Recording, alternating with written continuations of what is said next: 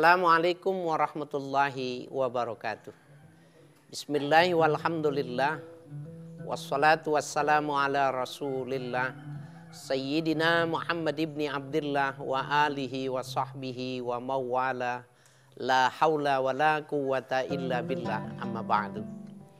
Para pemirsa dimanapun Anda berada, saya berharap mudah-mudahan di pagi hari ini kita mendapatkan suasana yang baru, suasana yang berbahagia, suasana di mana berganti harinya kita berganti suasana yang lebih bagus, yang lebih enak, yang lebih berkah.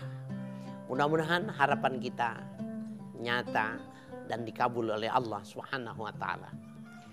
Pada pagi hari ini kita bersama-sama ingin membicarakan sesuatu yang perlu dipahami sehingga kita tidak salah ketika memahami hal-hal yang belum jelas.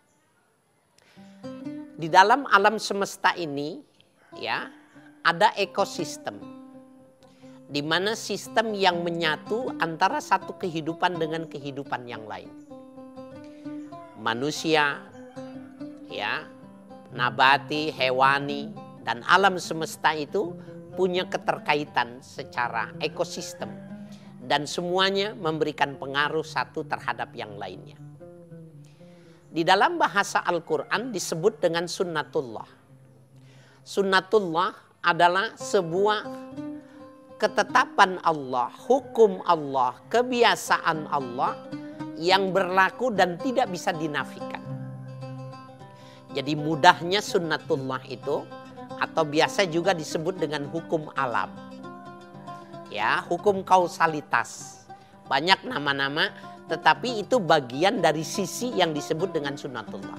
Artinya sunnatullah itu bukan cuma hukum alam, tetapi hukum alam bagian dari sunnatullah. Hukum kausalitas, sebab akibat, bukannya sunnatullah, tetapi itu bagian dari sunnatullah. Api secara sunnatullah itu membakar, dan membakar itu ya ke atas. Air itu mendinginkan dan dia mengalirnya ke bawah.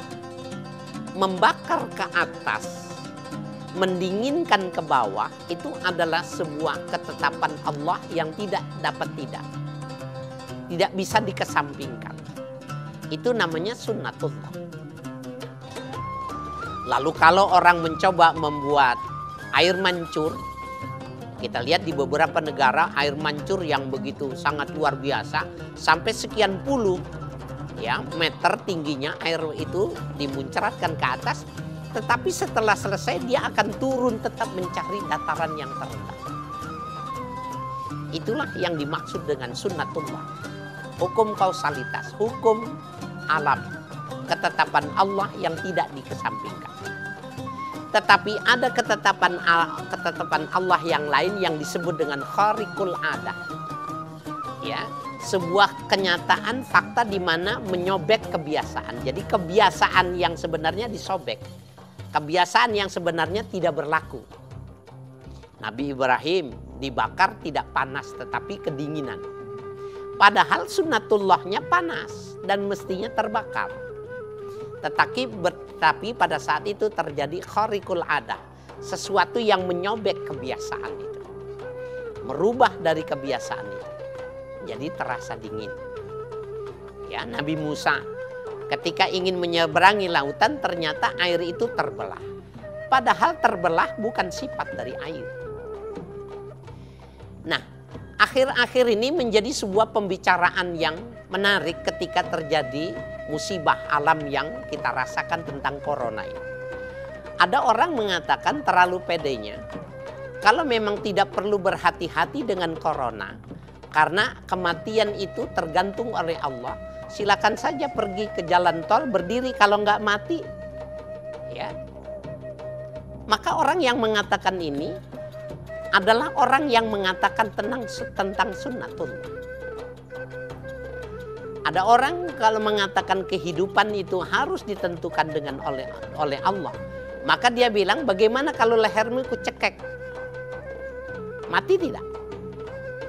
Jawabannya secara sunnatullah, kalau orang itu dicekek, dia tidak bernapas, maka dia akan mati. Lalu apakah begitu juga pemahamannya bagi orang yang tidak mau melakukan ikhtiar? Kemudian dia mengatakan, ya, kalau tidak ikhtiar berarti dia akan terkena, dan kalau terkena pasti akan mati dengan penilaian yang secara matematis. Apakah boleh melakukan pendekatan pemahaman dengan sunnatullah yang semacam itu? Nah, para pemirsa dimanapun Anda berada, ada satu hal yang menarik yang ingin saya gambarkan di dalam sebuah hadis yang sahih. Hadis ini diriwayatkan oleh Imam Ahmad Ibnu Hanbal, Imam Bukhari, Imam Muslim dengan beberapa ashabus sunan. Rasulullah menceritakan ada seseorang, ya, yang ketika kecewa dengan kehidupannya, kemudian dia mencari bongkahan batu, belahan batu yang tajam. Kemudian dari belahan batu yang tajam itu dikeratkan di kedua pergelangan tangannya. Ya. Jadi seperti pisau tajamnya itu dikeratkan itu di dua pergelangan tangan. Lama-kelamaan darahnya mengeluar, lemes dia, kemudian dia mati. Matinya orang ini adalah sunnatullah. Kenapa sunnatullah? Karena dia hidup harus dengan sarana kehidupan. Di antaranya itu harus darahnya cukup. Kalau darahnya tidak cukup maka dia lemah. Kalau di bawah coba maka dia bisa mati, resiko kematian. Nah,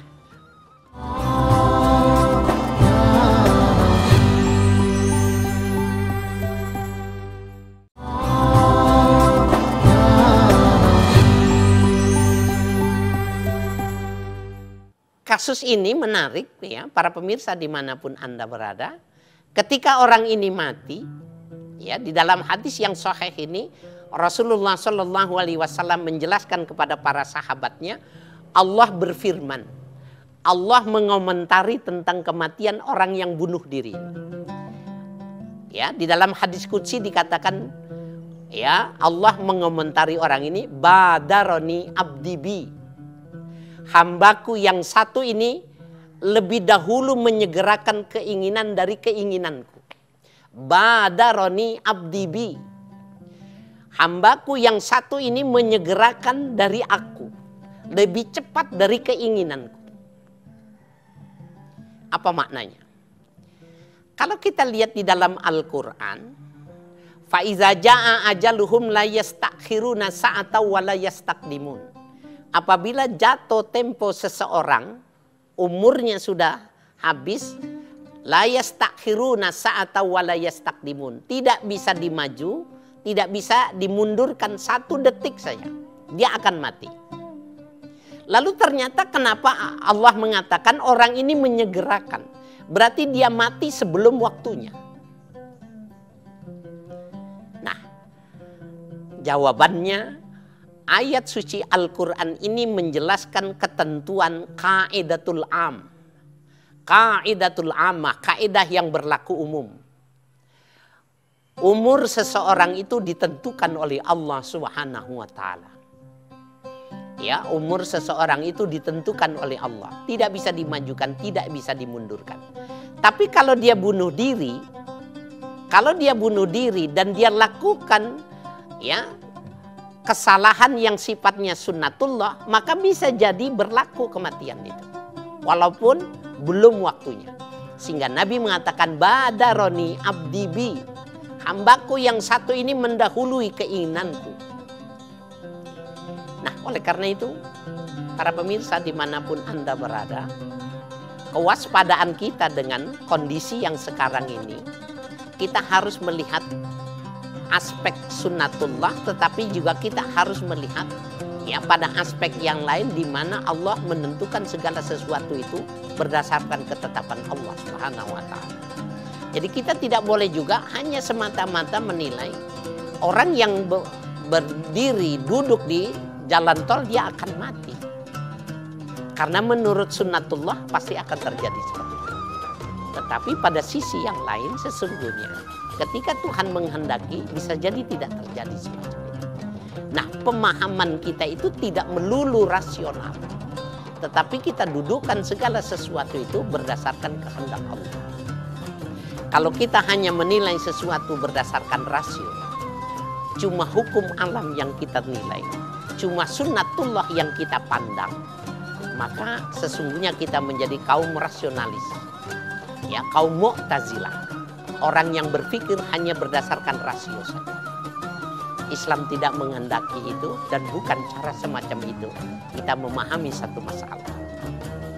Ya, ada hal-hal yang sifatnya rasional, ada hal-hal yang sifatnya irasional, bahkan suprarasional.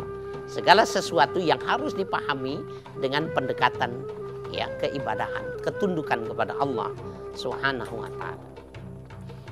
Yang kedua, yang mesti kita pahami, orang kalau sakit itu harus berobat. Tetapi bukan berarti berobat itu pasti sembuh. Kenapa begitu? Karena sesungguhnya ada antara sunnatullah dengan kehendak Tuhan itu, di mana dia lebih dominan, kita tidak ada yang mengetahui kecuali Allah yang mengetahui dan menghendakinya. Ya, kalau di dalam hadis lain dikatakan anta turid wa ana urid wa af'alu ma urid. Engkau punya keinginan, kau punya strategi, kau punya manajemen, kau punya alat untuk menentukan keinginanku. Wa ana urid, dan aku juga punya keinginan. Wa af'alu ma urid, dan aku melakukan apa yang aku inginkan. Dilihat dari hadis ini, sunnatullah itu menjadi lemah. Ya, ketika Allah akan melakukan apa yang menjadi kehendaknya. Allah tidak pernah melakukan semua keinginannya itu berdasarkan keinginan sahabat, keinginan hamba. Walaupun pada sisi lain Allah memberikan, ya, seperti halnya tadi orang yang bunuh diri itu adalah orang yang menerabas batas pada dimensi sunnatullah. Maka pada saat itu digambarkan bisa jadi terjadi. Tetapi orang yang bunuh diri itu dijamin masuk neraka. Nah, kita tidak lagi perlu bersih tegang ketika membicarakan tentang, ya, yang terjadi di masyarakat kita tentang musibah kala ini. Hanya pendekatan berdasarkan sunnatullah, hanya pendekatan secara rasio saja. Nah, para pemirsa dimanapun Anda berada, ada orang yang sakit, maka ketika dia berobat ke dokter, dua hal yang diminta oleh dokter. Pertama, berobat secara minum teratur obat yang sudah ditentukan berdasarkan diagnosa. Kemudian orang itu disuruhnya memantang sesuatu. Artinya ada beberapa larangan makanan-makanan, ya, minuman-minuman yang tidak boleh dimakan. Ini menarik. Ya, obat menjadi sebuah ikhtiar. Obat sebuah ikhtiar, tetapi memantang itu adalah sunnatullah. Ada orang mengatakan begini, kalau mantang itu sebenarnya tidak Qur'ani. Karena Al-Quran mengatakan kulu washrobu wala tusrifu. Makanlah, minumlah, jangan berlebihan. Ya, jangan berlebihan. Jadi orang yang mantang terhadap satu penyakit dikatakan tidak Qur'ani.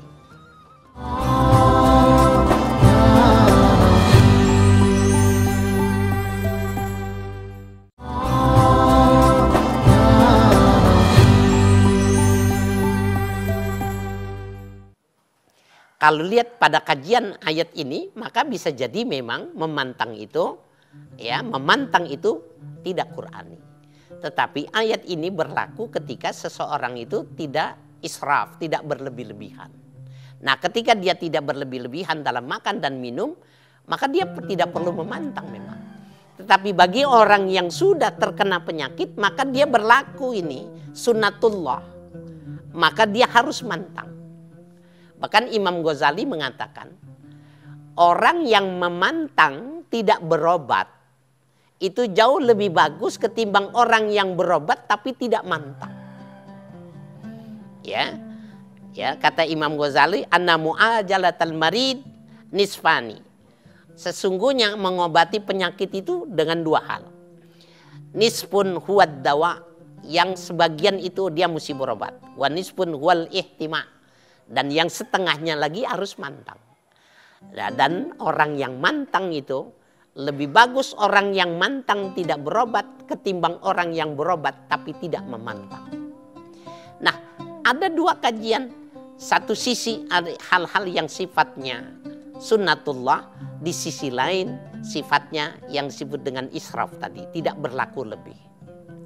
Ya, kalau memang dia sejak dari awal dia tidak melakukan sebuah pelanggaran dan dia berlaku berimbang, tidak berlebih dalam makan dan minum, maka sunnatullah ini tidak berlaku. Tetapi ketika dia melanggar berlebih dan dia punya akibat terhadap penyakit, maka ihtima itu menjadi sunnatullah berlaku, dia mesti pantang. Jadi tidak benar juga kalau dikatakan memantang itu tidak Quran.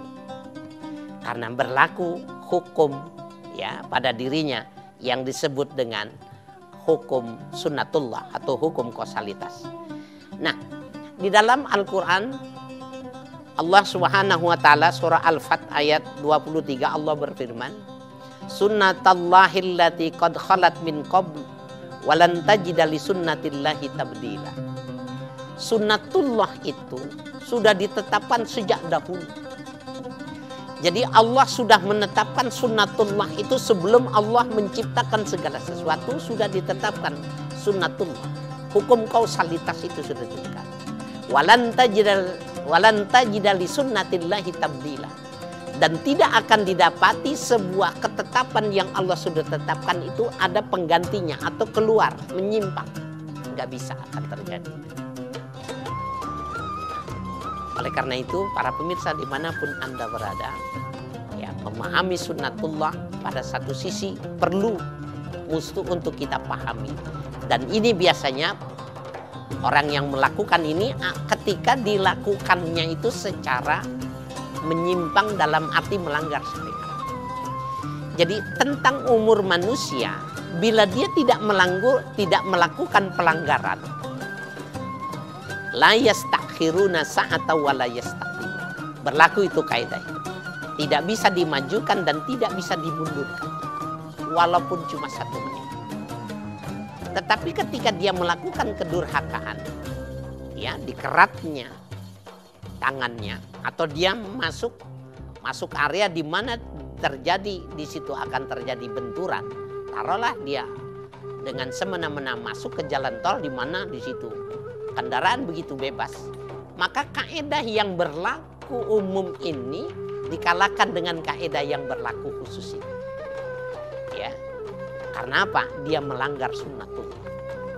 Oleh karena itu, para pemirsa dimanapun Anda berada, dalam semua hal ini dua sisi ini harus menjadi sebuah kajian, harus dua pandangan. Mana yang Allah tetapkan berdasarkan kehendak Allah, mana hukum kausalitas yang berlaku. Tetapi ketahuilah ketika kausalitas ini dilakukan, berarti ada sebuah penyimpangan. Dan ketika dia melakukan penyimpangan itu, digambarkan orang yang bunuh diri itu bisa jadi karena dia mati karena darahnya habis. Digambarkan orang yang menarik selendang di pundak Tuhan. Bisa digambarkan tidak? Ya, orang itu merebut, ya, selendang yang ada di pundak Tuhan. Artinya kehendak Tuhan itu dikesampingkan oleh diri. Maka pemaksaan yang semacam ini pun diberikan. Jadi kaidah yang bersifat umum itu terkalah. Ya, kalau kita lihat ya pada kaidah idza ta'aradul am wal khas qudimal khas. Dalam sebuah kaidah usul fikih dikatakan gitu, apabila berbenturan kaidah yang umum dengan kaidah yang khusus, maka diberlakukan yang khusus. Ayat mengatakan la yastakhiruna sa'at wa la yastaqdim. Tapi pada sisi lain badaroni abdibi, orang ini memaksa kehendak dari kehendak, maka diberlakukan itu. Kalau pada sistem masyarakat ya, hukum yang kontinental, yang Anglo-Saxon juga ada sebuah kaidah yang sama, lex specialis diregat lex generali, bahwa hukum yang khusus itu bisa mengampingkan hukum yang sifatnya umum. Jadi kaidah hukum juga akan mengatakan seperti itu. Nah, oleh karena itu, ya, ketika kita mensikapi musibah yang terjadi sekarang ini, maka kita sikapi itu ada sunnatullah yang berlaku di situ, sehingga kita wajib melakukan ikhtiar. Tetapi ketika ikhtiar itu dilakukan bukan berarti harus berhasil. Ada orang yang diobatinya biasa-biasa saja tapi sembuh. Ada orang yang diobatinya secara maksimal tetapi tidak sembuh. Karena Allah mengatakan wa'af'alu ma'urid. Aku akan melakukan apa yang menjadi keinginan. Oleh karena itu dialog ini tidak bersifat mutlak, dia tergantung pada sisi mana ya cara kita memandang satu masalah ini. Mudah-mudahan ya, sebuah kajian yang menyangkut ya tentang sunnatullah ini menjadi sebuah bekal kita dalam memahami setiap peristiwa yang ada di lingkungan kita. Mudah-mudahan ada manfaatnya. Wassalamualaikum warahmatullahi wabarakatuh.